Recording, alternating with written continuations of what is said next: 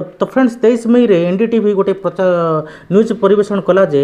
भारतीय सेना को किसी चीनी सैनिक डिटेन कर देइछन्ती एवं सेमानकर हाथ हथियार छड़े नहीं दिल्ली रे रहिथिबा लिब्रांडो गैंग माने या को देखिरा तोई तूफान आरंभ कर देले ना लिब्रांडो गैंग रो गोधिया माने दांत देखिकिना हि हि करी हसुथिले एवं भारतीय सेना को याडू साडू दुनिया कथा कहिथिले तो किंतु ए माने भूली जाइथिले जे वर्तमान से माने भारतीय सेनार गर्दन रे हाथ देइछन्ती तो यहाँ को भारतीय सेना रिएक्ट करिछि तो भारतीय सेनार जवाब आसिला जे भारतीय सेना को कौन सी चीनी आर्मी आमको डिटेक्ट करना कि यह किसी देश विरोधी मीडिया आउटलेट्स माने ये सब जिनस प्रचार करना भारतीय तथा भारतीय मानकर मनोबल को दुर्बल करुँच तो एनडीटीवी तो यहपरी मिछ कथा कहीं पचारा तो किसी आपण समस्त जानी न्यूज आसो तो किसी सप्ताह है भारतीय सेना और चीनी सेना मध्य तनातनी लगी रही कहीं गालवान नदी पाखे चीनी सेना तार एक्सेसिव फोर्स मुतयन कर सारी कारण कहीं 5 और 6 मई रे भारतीय सेना और चीन सेना मध्य किसी तनातनी होता सेहीपरि 10 मई रे मध्य सिक्किम रे मध्य भारतीय सेना और चीनी सेना मध्य किसी झड़प होता तो चीन तार एक्सेसिव फोर्स को सेठारे लगाई देता तो एनडीटीवी यही सब झड़प को तार सोर्स का हवाला देकिना भारत विरोधी अभियान गोटे चलती तो कौन यहाँ प्रथम थर रही ना तो यह पूर्व एनडीटीवी तार प्रोपेगेंडा द्वारा चीन को बचाइवाई 20 एप्रिल रे ही कोरोना को चीन रो रोग नुहे बोली कहिबार गोटे एक प्रचार अभियान आरंभ करथिला चाइना सपोर्ट रे एनडीटीवी रे एक प्रोग्राम करथिले तो वीडियोटा प्रथम देख नियंतु। चीन की थ्योरी को बहुत ज्यादा बढ़ा चढ़ाकर अगर बताते हुए कोई मिले तो समझिएगा कि इस वक्त खबरों का अकाल है और सरकारों की जवाबदेही पर पर्दा डालने के लिए चीन की थ्योरी सामने लाई गई है। ऐसे कई दुश्मन आपके सामने लाए जाते रहेंगे, अभी तो 2-4 ही हैं, आगे पता चलेगा कि आपका पड़ोसी भी उसके लिए जिम्मेदार ठहरा दिया गया है कोरोना या कोविड-19 के प्रसार के लिए। तो इसलिए चीन को एक नया दुश्मन बनाया गया है और बहुत देश चीन को लेकर अब बोल रहे हैं। तो यहाँ को एक कोइंसिडेंस कहबा कि तो सही 20 एप्रिल रे ही चीन रो जो सरकारी मुख्य सरकारी समाचार ग्लोबल टाइम्स सबुठ बड़ एडिटर जे कि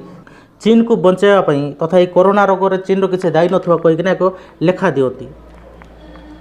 व्हाट ए कोइंसिडेंस आ तापरे चीन सरकार गोटे ऑफिशियल तांकर स्टेटमेंट रखती इंडियन गवर्नमेंट रो गोटे स्टैंड उपरे तो कौन था से स्टैंडटा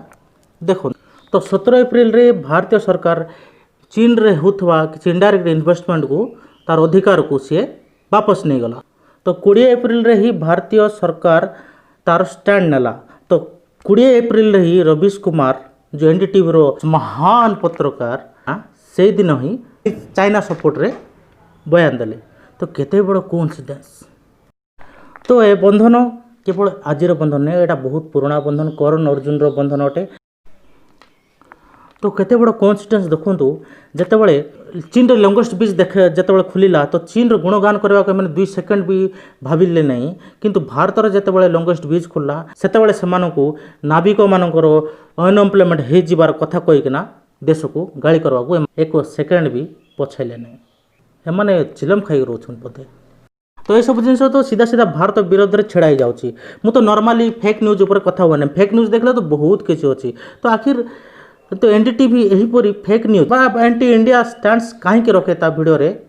यह मु बहुत किसी स्टडी कला परे बहुत किसी जानवा पाइली तो आमे तो भाई राजनीति शास्त्र लोक मैंने राजनीति शास्त्र पाठ पढ़ीचु तो आमको भी जना नहीं किंतु कौन जगह सब लिखाए नहीं किंतु एतिकी तो आम किसी दिन पूर्व यह मीडिया रे बाहर थिला जे चीन किपरि सारा विश्व मीडिया हाउसेस मैंने किणवार लगी कोरोना रे थिबा डायरेक्ट इन्वॉल्वमेंट को लुचेवाई किपरि पैसा देकिना मीडिया हाउस किणवार लगी सबू सारा विश्वर केवल भारत नहीं सारा विश्व रे जो मीडिया हाउस माने लो रेटेड मीडिया हाउस माने जो घाटारे चली से माने हम तो बिकने के लिए तैयार टाइप रहीकिना समस्ते चीन को ये कोरोना रो जो डायरेक्ट इन्वॉल्वमेंट रही बचाइवा को विभिन्न प्रकार प्रोपेगेंडा तथा वीडियो माने बनैबारे लगी तो से मझिरे अमेरिका राष्ट्रपति डोनाल्ड ट्रम्प को यह सब कहवा पड़ता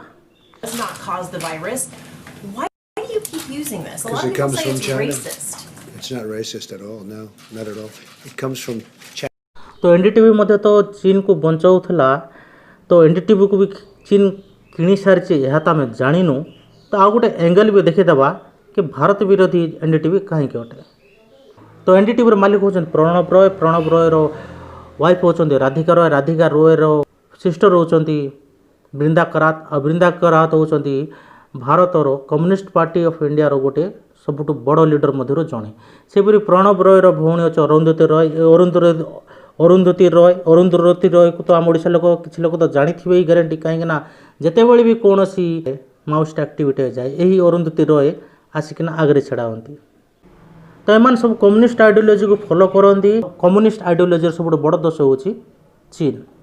फ्रेंड्स ये सब एत सब देखला पर मध्य जदि आप एनडीटीवी देखा चाहते तो यहाँ आप पर्सनल डिसीजन से भीतर तुम पूर्वे नहीं कहीं मात्र एति कहे जे आपन को ये वीडियोटा किपर लगला। आपन को जदि वीडियोटे भल लगी लाइक करेंगे, शेयर करेंगे, कमेंट करेंगे। मुझे नुआ नुआ वीडियो आपण मार्केट एनालिसिस कर आनी था। भारत जय ओडिशा, जय जगन्नाथ।